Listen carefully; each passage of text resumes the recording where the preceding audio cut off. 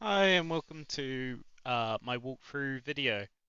So I created um, essentially a website for a backgammon society. I really like playing backgammon, and that was the theme. So this is the the first page that the user will see when they um, enter. Um, on this, it's got just some little details about um, what is on Backgammon Society and these sort of things. The main part of my development, and I will do a code walkthrough in a minute, went on this, which is my backgammon game. So if you're unfamiliar with the game, essentially white and black both are trying to work their way to their home areas.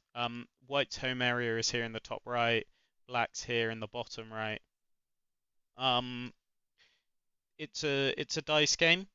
You get two fixed moves, and I'm going to do a little demo walkthrough game, just playing against myself, just to kind of give you an idea um, of it. I decided to go for these kind of wood effects um, for the board, as in my pre-production materials, I felt that these were the colors I wanted to go for, and that's kind of what the theme for the overall website is. Over here you can see the counter, and that just indicates the color of the user moving.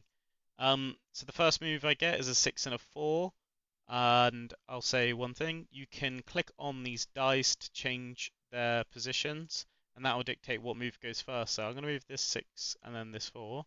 That's black's turn. I'm going to move that 3 and then 6. And I'm just going to keep on moving these pieces until I get somewhere. Um, there's a function which is handling this movement, and it's handle smart move click. I'll talk a little bit more about that in detail soon.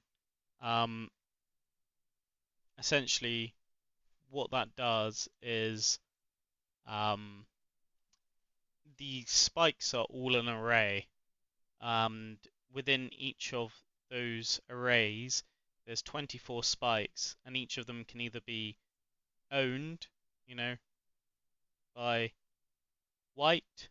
This would be 2 white, 3 black, or 0 null if it's an empty spike. Um, so yeah.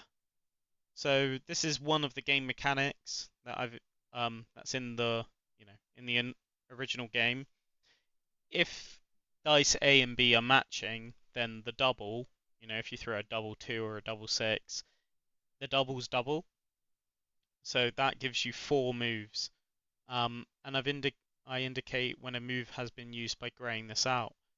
Let's say I moved this and then I was like, oh, actually, no, I don't want to do that. What I'd rather do is this. You can use this undo move button here, which will just take the move back um, to where it was before. And I'm going to just quickly run through this game. I'm going to make it so there is very little aggression. Um, Actually, maybe it's good to show one take. There we go. So when a piece gets taken, it goes onto the bar. This is the white area and this is the black area of the bar. It then has to re-enter in the opponent's home area. So if I roll a dice here, I get a 1 and a 4. I could place this down on 4, and I could take this with 1. Just to keep the game time short, what I'll do is actually not take it. So one of the best moves in the game, double 6. And now it's basically just a race to see who can get their pieces off first.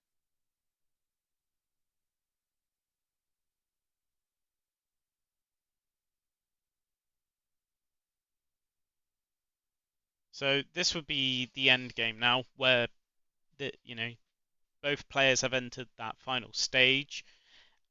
It's called bearing off. So what I do in my code, I check to make sure that all these pieces, black's pieces, are within this part of the array, and same goes for white. If they've got all their pieces here, then they can begin to take them off.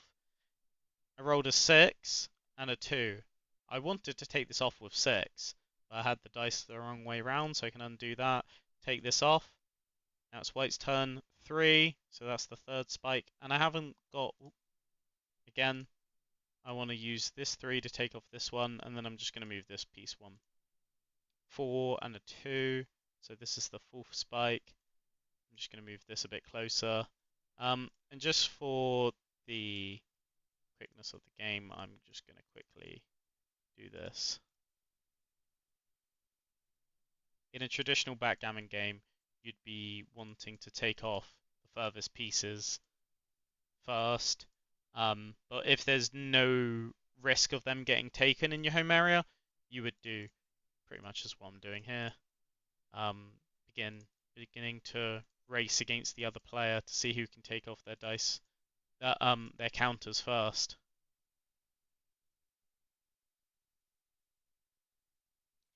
This comes to another part and another game mechanic. So essentially, if we're in the bear off stage and the dice number is greater than 2, and the dice number is greater than the spike of the counter, and there are no counters behind it. So if I had a 3 here, I wouldn't be able to take off this counter here, but I can. And the reason for that is because there's nothing else here. 2 and a 1. It's looking like black's gonna win. Black wins. And then black wins. There we go. And then this text obviously changes based on what color wins, and then it just takes us back to the home screen. I'm going to go through the code now. I'm going to go through the logic because the front end is quite dumb. I can show this on here. If we go here. So what I essentially have here is just one big div. Within that, we've got 1, 2, this is basically 3 divs, and then these are just, it's quite explanatory. But these stylings they have their own file, and then when I generate the array, I basically say, maybe you can see it here.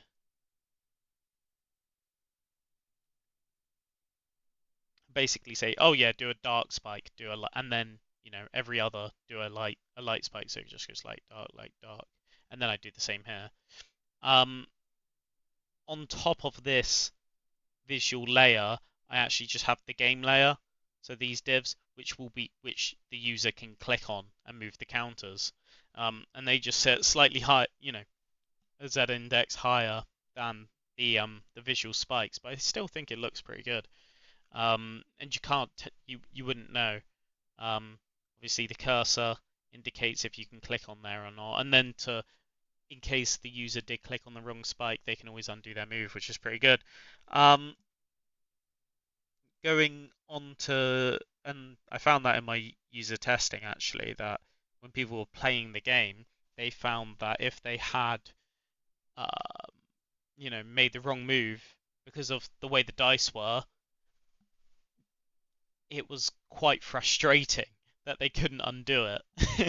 So, anyway, firstly, I've got almost this main file game state. This handles basically all the logic of all these sub files here.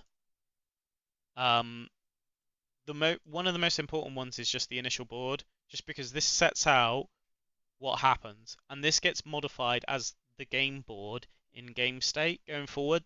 So we're essentially calling this, we're calling game state from our front end in game.js, and we're saying, hey, do this, and then game state goes, okay, cool, I've done that. Now this is the state of the game. So one of the core mechanics, for instance, is dice. I've got just several different